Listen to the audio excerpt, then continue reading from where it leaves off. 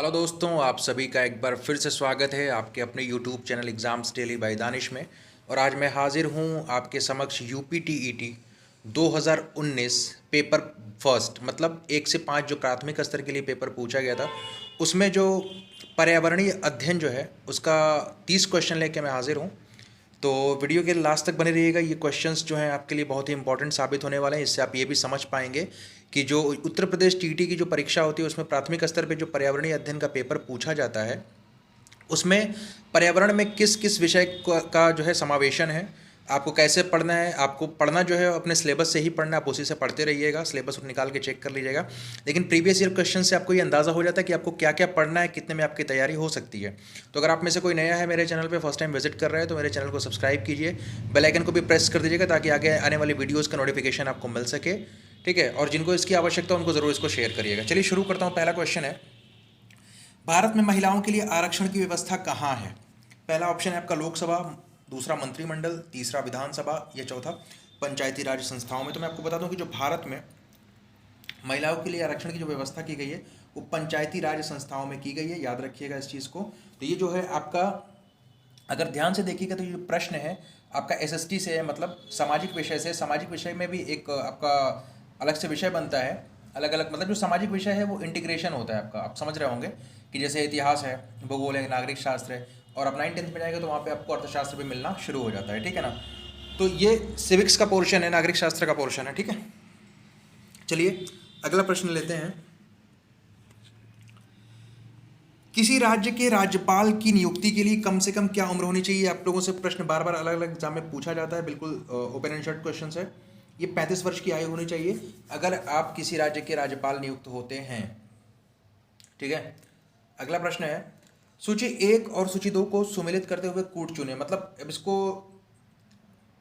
ध्यान से आपको देखना है कि किसको किससे हमको मैच करना होगा। ठीक है, सूची 1 और सूची 2 दी हुई है, उसके बाद नीचे ऑप्शन दिया हुआ है। ठीक है, अब इस देखिए, भारतीय संघ की अगर बात करूं मैं तो इसमें मिलाता हूं तो भारतीय संघ प्रधानमंत्री से ही संबंधित है। राज्य जो है वो राज्यपाल से संबंधित है। नगर निगम मेयर से, मतलब मेयर जो होता है नगर निगम में अध्यक्ष होता है। ठीक है, और ग्राम पंचायत जो है सरपंच से। अब इसके हिसाब से अगर आप मिलाएंगे तो ए का ए,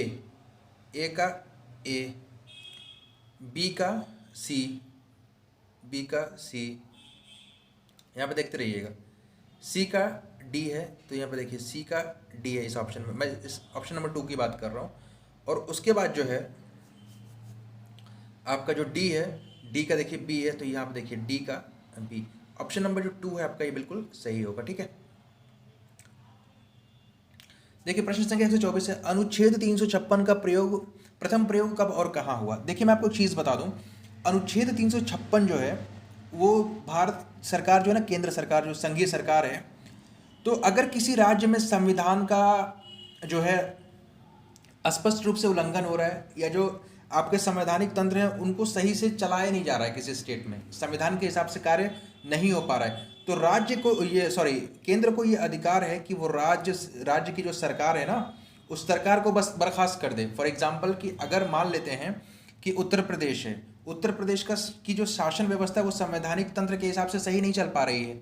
ठीक है, संविधान का स्पष्ट रूप से उल्लंघन हो रहा है, तो जो संघ में सरकार है, जो केंद्र सरकार है, उसके पास ये अधिकार है कि वो क्या करेगा, वो जो सरकार है, पिछली सरकार है जिसके अंतर्गत जो है उल्लंघन हुआ है संवैधानिक तंत्र का, उसको बर्खास्त कर देगी। ठीक है, और उस राज्य में राष्ट्रपति शासन लागू करेगी। इस चीज़ का ध्यान दीजिएगा। तो आर्टिकल 356 का जो प्रथम प्रयोग है वो हुआ कहाँ था? तो मैं आपको बता दूं, इसका जो प्रथम प्रयोग हुआ था वो हुआ था केरल में 1959 में। याद रखिएगा, केरल में 1959 में। ठीक है, प्रश्न संख्या 5 है, ये इसमें 125 126 दिखे क्योंकि ये लास्ट पोर्शन होता है। यूपी टेट में जो पर्यावरण है प्राइमरी लेवल में एकदम लास्ट में पूछा जाता है। प्रश्न संख्या 121 से शुरू होता है, होते प्रश्न 30 ही हैं। ठीक है ना। नगर निगम द्वारा कौन सा कर लगाया जा सकता है? तो नगर निगम मनोरंजन कर लगा सकती है, बिल्कुल। चुंगी भी लगता है, गृह कर, उपरोक्त सभी इसका है। उपरोक्त सभी जो है ये इसका है, नगर निगम की बात की जा रही है। अब देखिए, पूर्व किस अधिवास में शामिल है? Hamlet is associated with which settlement. अब एक चीज़ का आपको ध्यान देना है कि पूर्वा पछुआ की बात हम लोग खास करके जो ग्रामीण लोग भाई बंधु हैं वो अच्छे से ये पूर्वा पछुआ और बोलते हैं कि जो है दक्षिण की तरफ से चल रही है कि उत्तरा चल रही है, इस तरह की हवाओं के नाम हम लेते हैं ना, तो ये किसका संबंध है? तो खास करके याद रखिएगा ये जो पूर्वा पछुआ हम बोलते हैं ना, इसका जो ये सेटलमेंट संबंधित है ये ग्रामीण क्षेत्रों से संबंधित है, ठीक है ना। इतना तो आप लोग समझ रहे होंगे। प्रश्न संख्या 6 लेते हैं। कौन सा ज्वालामुखी पर्वत है? अरावली नहीं, अरावली जो है ज्वालामुखी पर्वत बिल्कुल नहीं है। अपलेशियन बिल्कुल नहीं है। यूराल नहीं नहीं, यूरोप और एशिया को एक साथ जो मिला के ये यूराल नहीं। मैं आपको बता दूं किलिमंजारो जो है ना, ये ऑप्शन नंबर 4 आपका किलिमंजारो, ये जो है आपका ज्वालामुखी वोल्केनिक माउंटेन है, मतलब यहाँ पे ज्वालामुखी है। बाकी इन तीनों में ज्वालामुखी आपको नहीं मिलेगी। अब देखिए प्रश्न संख्या 8 है। एलिफेंटा द्वीप स्थित है। Elephanta island is located at. आपको पता है एलिफेंटा की गुफाएं जो है बार बार नाम आता है, ये मुंबई तट है, महाराष्ट्र, ठीक है। अब देखिए यहाँ पे पूछा गया मानसूनी वन पाए जाते हैं जहां वर्षा होती है। ये देखिएगा अगर ध्यान से ना, तो ये जियोग्राफी का पोर्शन है, ठीक है ना, भूगोल का पोर्शन है। देख लेते हैं। Monsoon forest are found where rainfall is, मतलब कितने सेंटीमीटर की वर्षा जहाँ पे होती है वहाँ पे आपको मानसून वन मिलेंगे, ठीक है ना, ये पूछा गया है। तो 70 से 200, 50 से 150, 150 से 200, 70 से 100 नहीं, मानसून वन वहीं मिलेंगे जहाँ पे जो आपकी वर्षा है वो 70 से 200 सेंटीमीटर तक होती है। याद रखिएगा मानसून वन की बात कर रहे हैं, मानसून वन की हम बात कर रहे हैं, ठीक है ना। ये भी देखिए, ये भी प्रश्न भूगोल से संबंधित है। कार्बी एंगलोंग पठार विस्तार है। कार्बी एंगलोंग पठार विस्तार है, सिंपल सा है। ये जब आप भूगोल पढ़ रहे होंगे तो आपको पता चल जाएगा। पेनिनसुलर, ये प्रायद्वीपीय पठार है, मतलब कार्बन अलॉन्ग जो प्लेटे हुए है वो किस तरह का पठार है, तो वो पेनिनसुलर है, पेनिनसुला पठार है, प्रायद्वीपीय पठार है ये।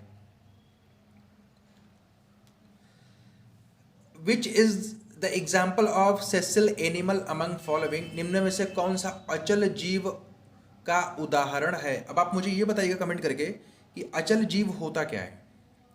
अचल जो जीव है वो होता क्या है? तो मैं आपको बता दूं, यूप्लेक्टेला। यूप्लेक्टेला बहुत कम लोगों ने नाम सुना होगा। यूप्लेक्टेला जो है वो अचल जीव है। अब आपको बताना है कि जो सेसिल एनिमल्स होते हैं वो क्या है, और अगर आपको इस प्रश्न में कोई दिक्कत होगी तो आप मेरे को कमेंट करिएगा, मैं एग्जैक्टली इसको पूरा एक्सप्लेन कर दूंगा कि what is the meaning of sessile animals, ठीक है। और बाकी इन तीनों को सेसिल एनिमल क्यों नहीं बोला जाता है, वो जब आपको पता चल जाएगा कि जो है आपका यूप्लेक्टेला है तो आप खुद ही समझ जाएंगे कि आखिर वो क्यों है, बाकी क्यों नहीं है, ठीक है ना। यूनिट ऑफ प्रोटीन मॉलिक्यूल, जो प्रोटीन अणु होते हैं उनकी इकाई क्या है? उनकी क्या इकाई है? प्रोटीन अणुओं की इकाई है। इकाई समझ रहे ना, यूनिट की बात की जा रही है कि प्रोटीन अणु जो होंगे उनकी क्या इकाई है। अब एक तरह से देखा जाए तो रसायन विज्ञान का प्रश्न लग रहा है, ये साइंस से है ये, ठीक है ना। ग्लूकोज है, अमीनो अम्ल है, वसा अम्ल है या विटामिन है? तो मैं आपको बता दूं जो प्रोटीन होते हैं उनकी जो यूनिट होती है वो अमीनो एसिड होती है, ठीक है ना, अमीनो एसिड।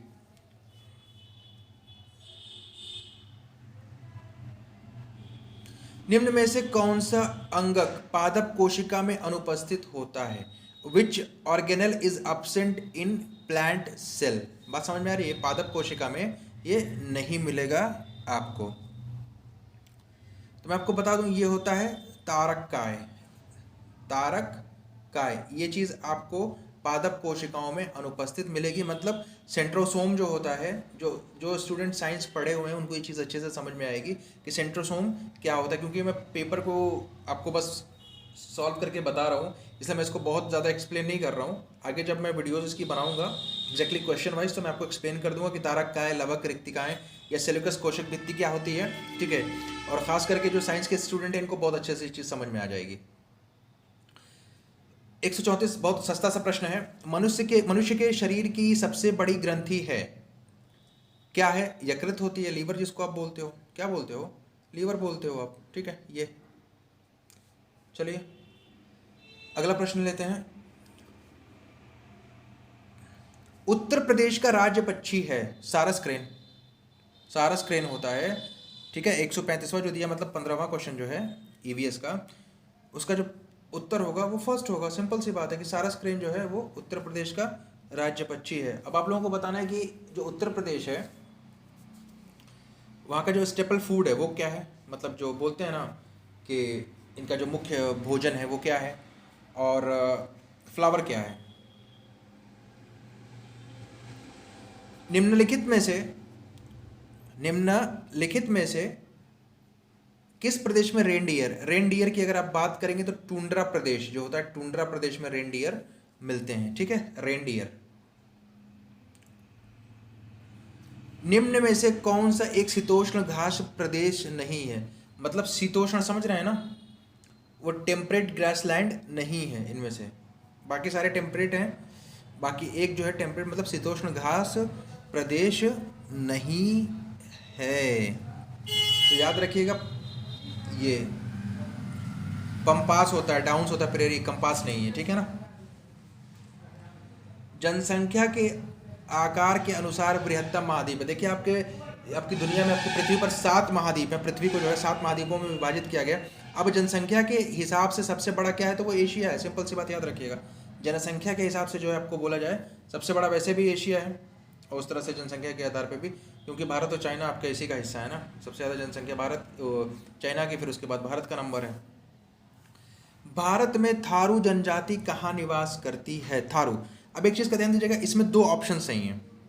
इसमें जो है आपका 2 ऑप्शन सही हैं, क्योंकि जो थारू जनजाति है, थारू जो जनजाति है उत्तराखंड में भी आपको मिलेगी यहाँ पे, और उत्तर प्रदेश के तराई जो क्षेत्र है, तराई रीजन ऑफ उत्तर प्रदेश जो है वहाँ पे भी आपको थारू जनजाति मिलेगी। ठीक है। भिलाई इस्पात संयंत्र स्थित है। यहाँ पे हम बात कर रहे हैं भिलाई स्टील प्लांट की, कि वो कहाँ पे है। तो याद रखिएगा कि जो भिलाई स्टील प्लांट है, ठीक है, जो भिलाई स्टील प्लांट है आपका, वो छत्तीसगढ़ में स्थित है। कहाँ पे? छत्तीसगढ़ में। प्रश्न संख्या 21 है, संसार का सर्वाधिक समस्याकारी जलीय खरपतवार, जिसे बंगाल का आतंक भी कहा जाता है। बंगाल का आतंक जानते हैं किसको कहते हैं? जलकुंभी को। यहाँ पे देखिए इसमें दिया हुआ, और इसका ये साइंटिफिक नेम है। ठीक है, इकोरिया क्रैसिप्स। ठीक है, इकोरिया क्रैसिप्स, मतलब जिसको आप जलकुंभी बोलते हैं, इसको जो है बंगाल के आतंक के नाम से भी जाना जाता है। वायरस के अजैविक होने के लक्षण है। देखिए इसको सही बताऊं तो वायरस का जो अजैविक है, मतलब कि वो अबायोटिक है, इसको आप क्रिस्टलाइज कर सकते हो। ठीक है ना, इसको क्रिस्टल के रूप में परिवर्तित कर सकते हो। पादप हार्मोन जो फलों को पकाने में सहायता करता है, इथाइलिन होता है। ठीक है, पादप हार्मोन ये वाला इथाइलिन जो है वो फलों को पकाने में, पादप हार्मोन की बात की जा रही है, प्लांट हार्मोन। ठीक है, ध्यान दीजिएगा, प्लांट हार्मोन। स्वतंत्र रूप से भूमि में रहने वाला अवायवीय जीवाणु जिसमें नाइट्रोजन स्थिरीकरण की क्षमता होती है। अब देखिए अगर मैं आपको बोलूँ ना कि अवायवी, मतलब अवायवी जीवाणु वो जीवाणु है जिसको मतलब ऑक्सीजन की आवश्यकता नहीं होती है जिंदा रहने के लिए। कुछ अवायवीय जीवाणु ऐसे भी हैं जिनको अगर थोड़ा सा भी ऑक्सीजन मिलेगा वो मर जाएंगे, क्षतिग्रस्त हो जाएंगे। ठीक है, इसमें आपसे पूछा है कि कौन सा वाला जो है इसमें जीवाणु जिसमें नाइट्रोजन स्थिरीकरण की क्षमता होती है। ठीक है, नाइट्रोजन को उसको स्थिरीकरण कर सके, उसकी क्षमता उसके पास होती है। तो उसमें से ये कौन सा वाला जीवाणु, तो मैं आपको बता दूं, ये होता है क्लास्ट्रीडियम। क्लास्ट्रीडियम ये वाला, सेकंड वाला। ठीक है, इसमें जो नाइट्रोजन है उसकी स्थिरीकरण की क्षमता होती है, और ये अवायवी है। अवायवी से ताल्लुक ये है कि इसको जीवित रहने के लिए ऑक्सीजन की आवश्यकता नहीं है। किस प्रकार का डीएनए कोशिका में सामान्य रूप से पाया जाता है? Which type of DNA is commonly found inside the cell. ठीक है, तो यहाँ से आपसे पूछा गया किस तरह का जो है वो डीएनए जो है कोशिका के अंदर पाया जाता है। तो ये जो बी है, बी डीएनए जो है वो सामान्य रूप से, मतलब होता है कॉमनली जो है वो कोशिका में पाया जाता है। सन 1853 में भारत की पहली ट्रेन यात्रा थी, मतलब भारत में जो प्रथम चीज़ है उसके बारे में पूछ दिया है यहाँ पे। ये भी इतिहास का प्रश्न है, देखा जाए तो ये बम्बई से ठाणे के बीच लगभग 33 या 34 किलोमीटर बताया जाता है, कहीं 35 किलोमीटर लिखा हुआ है। तो ये अंग्रेजों के ज़माने में चली थी। 1853 में भारत की पहली ट्रेन, यात्री ट्रेन, जो कि बम्बई से ठाणे के बीच में, ठाणे वहाँ का जगह है मुंबई में, ठीक है, उनके बीच चली थी, लगभग 34 से 35 किलोमीटर के आसपास है, ठीक है। 27वां प्रश्न है, एशिया का सबसे बड़ा पशु मेला आयोजित होता है, एशिया की बात कर रहे हैं, सोनपुर में, सोनपुर जो है बिहार में पड़ता है, यहाँ पे एशिया का सबसे बड़ा जो मेला है, पशु मेले की बात कर रहे हैं, वो होता है, आयोजित होता है, ठीक है। राष्ट्रीय एकता परिषद की स्थापना हुई थी, national integration council was established in the year, किस वर्ष में स्थापना हुई थी? तो मैं आपको बता दूं कि इसकी जो स्थापना हुई थी वो 1961 में। कब हुई थी? 1961 में।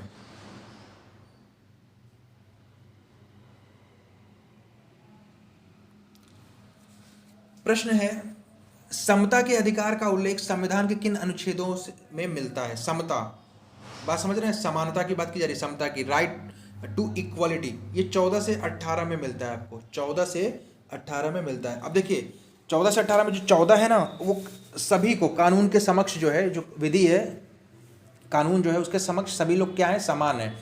स्टेट जो है ये कोई भी उनको जाति, धर्म, सेक्स या रेस के आधार पे मतलब उनके साथ डिस्क्रिमिनेट नहीं कर सकता, जन्म के स्थान के हिसाब से उनके ऊपर डिस्क्रिमिनेट नहीं कर सकता, ठीक है ना। आर्टिकल 15 की बात करेंगे, धर्म, जाति, लिंग या जन्म के स्थान के आधार पे आप किसी के साथ भेदभाव नहीं कर सकते। आर्टिकल 16 की अगर आप बात करेंगे तो किसी भी पब्लिक कार्यालय में जो है आपको समान अधिकार है, सारे लोग जो है वो समान है, मतलब किसमें? एम्प्लॉयमेंट, मतलब रोजगार पाने में। आर्टिकल 16 ये बोलता है। आर्टिकल 17 आपको पता ही है कि अस्पृश्यता, मतलब ये जो छुआछूत वाली जो बीमारी चलती थी लोगों में, बीमारी नहीं है, मतलब वो अछूत हैं, वो अछूत हैं, समझ में आ रहा है बात ना। तो आर्टिकल 17 जो है अस्पृश्यता से संबंधित है, ठीक है, इस बात का ध्यान रखिएगा आप, ठीक है ना। तो इस तरह से है सारी चीज़ें। और आर्टिकल जो 18 है वो ये देता है कि आप किसी भी तरह की उपाधि जो है, उपाधि टाइटल आप नहीं ले सकते, खास करके जो फॉरेन वगैरह से, ठीक है, इस तरह की उपाधि से संबंधित है कि कुछ चीज़ों को छोड़ के बाकी मतलब आप किसी भी तरह की उपाधि टाइटल आप नहीं ले सकते, ठीक है ना। चलिए, किस देश में लचीला संविधान लागू है?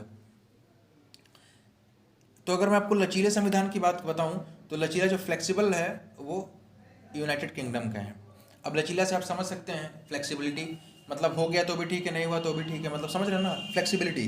तो अगर लचीले संविधान की बात की जाएगी तो याद रखिएगा लचीला संविधान जो है वो यूनाइटेड किंगडम का है, मतलब इंग्लैंड की बात की जा रही है यहाँ पे, ठीक है। तो ये जो है आपका पर्यावरणीय अध्ययन के 30 प्रश्न थे, और आई होप कि ये प्रश्न देख के जो है आप इस चीज़ समझ पाएंगे कि जो यूपी टेट की जो परीक्षा आप देने जा रहे हैं 28 नवंबर 2021 को, ठीक है, उसमें किस तरह के प्रश्न आपसे पूछे जा सकते हैं और पर्यावरणीय अध्ययन में किन किन चीज़ों का समावेश किया गया है, ठीक है, इसको देख के आप भली प्रकार समझ सकते हैं और आप अच्छी तरह से तैयारी कर रहे होंगे, और मैं उम्मीद करता हूँ कि आप अच्छे से तैयारी करेंगे भी, और इस परीक्षा में जो है आप सभी लोग सफल होंगे। तो अगर आप में से कोई मेरे चैनल पर नया है तो मेरे चैनल को सब्सक्राइब कीजिए, वीडियोस को लाइक और शेयर कीजिए, बेल आइकन को भी प्रेस कर दीजिए ताकि आगे आने वाली जो वीडियोस हैं आपको उसका जो नोटिफिकेशन है वो मिल सके, ठीक है। तो आपको ये जो सूचना या जो पेपर्स मिल रहे हैं वो एग्जाम्स डेली बाय दानिश नाम का एक यूट्यूब चैनल है उसके ज़रिए मिल रहे हैं, ठीक है। तो मेरे